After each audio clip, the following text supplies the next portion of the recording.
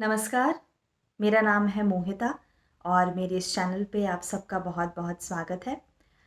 आज की इस वीडियो में मैं बात करने वाली हूँ राजस्थान पब्लिक सर्विस कमीशन ने लगभग 1 महीने पहले जो कॉलेज लेक्चरर की विज्ञप्ति निकाली है, जो भर्ती निकाली है, उसके बारे में।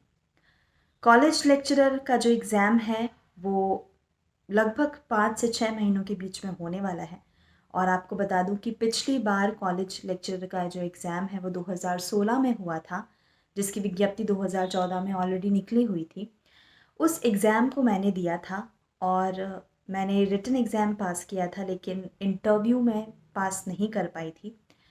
तो मेरे क्या एक्सपीरियंस रहे और किन जगहों पर मुझसे चूक हुई मेरी तैयारी के दिनों में, वो मैं आपके साथ शेयर करना चाहती हूँ इस वीडियो में।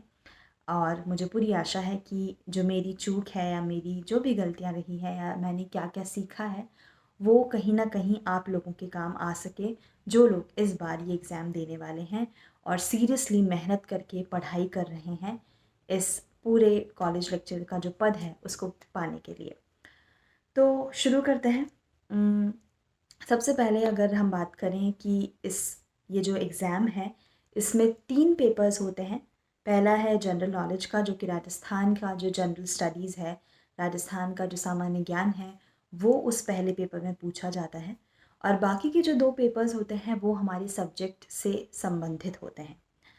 अ, अब जो पहली गलती हम लोग कर लेते हैं या पहली जो चूक हमसे हो जाती है, वो ये होती है कि हम हमेशा जो हमारा जो एक सब्जेक्ट है, उसको पढ़ने में ज़्यादा समय दे देते हैं और हमारी ये पूरी कोशिश रहती है कि बहुत गहराई से हमारा जो सब्जेक्ट है, उसका अध्ययन करें।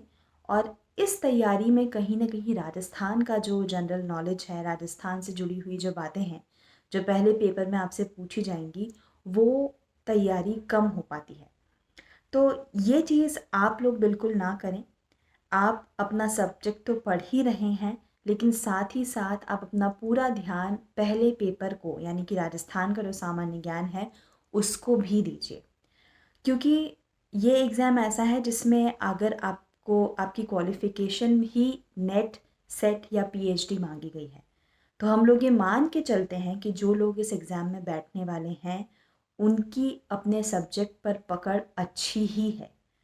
तो सिर्फ एक पेपर रह जाता है जहाँ पर आप लोग एक्सेल कर सकते हो या अपने मार्क्स दूसरे कैंडिडेट से ज़्यादा बढ़ा सकते हो, और वो पेपर होता है पेपर 1, जो कि राजस्थान से जुड़ा हुआ है।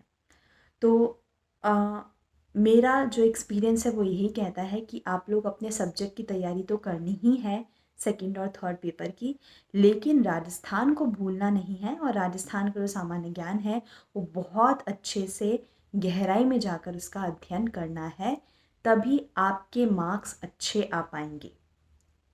ये तो थी पहली बात।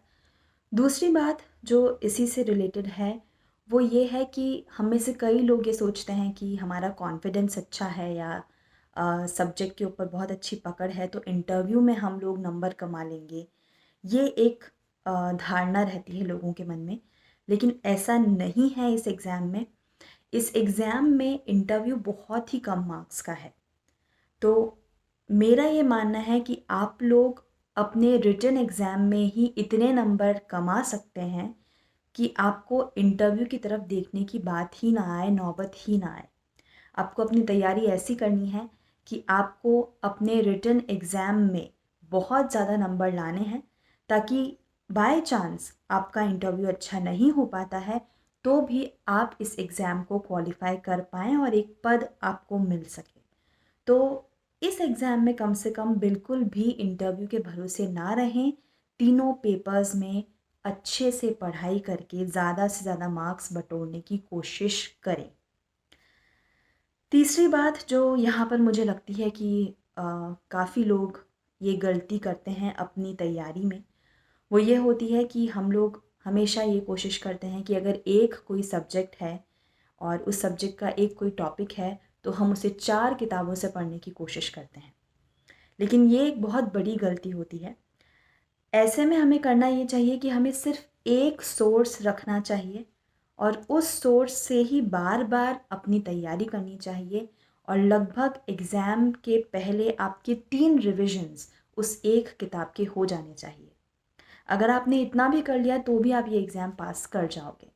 इसलिए आप इन चक्करों में बिल्कुल ना पड़ें कि मुझे ये टॉपिक इन 4 किताबों से करना है और अपने नोट्स बनाने हैं।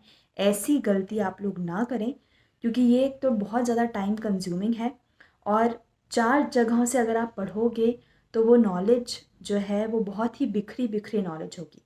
इससे बेहतर ये होगा कि आप 1 या ज़्यादा से ज़्यादा 2 किताबें रखें और उन 2 किताबों को 3 बार रिवाइज़ करें, उन 2 किताबों से ही पढ़ें और आपकी तैयारी बहुत अच्छी हो जाएगी और आप एग्ज़ाम वाक़ई में पास कर जाएँगे।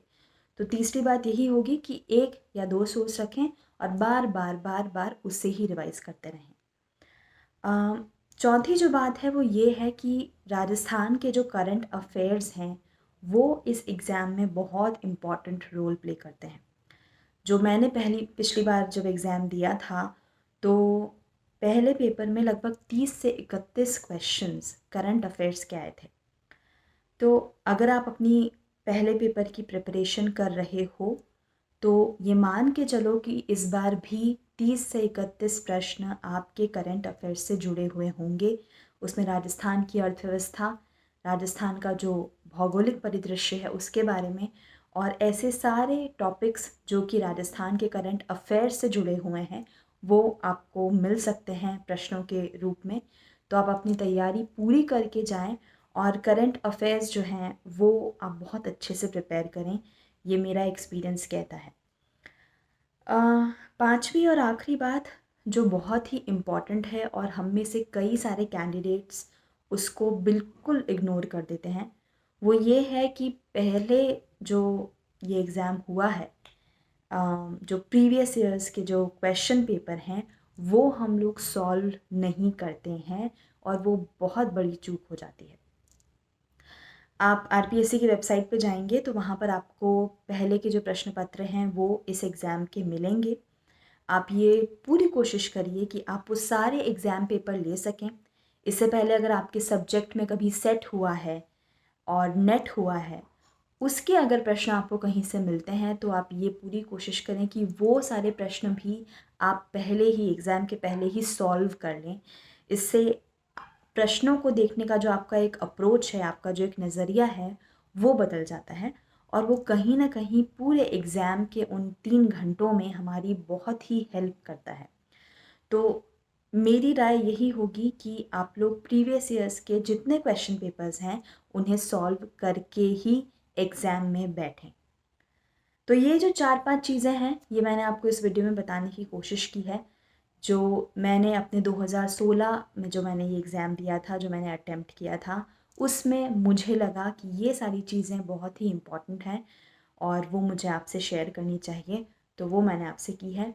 बाकी आप लोग मन लगाकर अपना सब्जेक्ट पढ़िए, राजस्थान का सामान्य ज्ञान पढ़िए और करंट अफेयर्स पढ़िए। आप ज़रूर ये एग्ज़ाम क्लियर कर लेंगे। Thank you.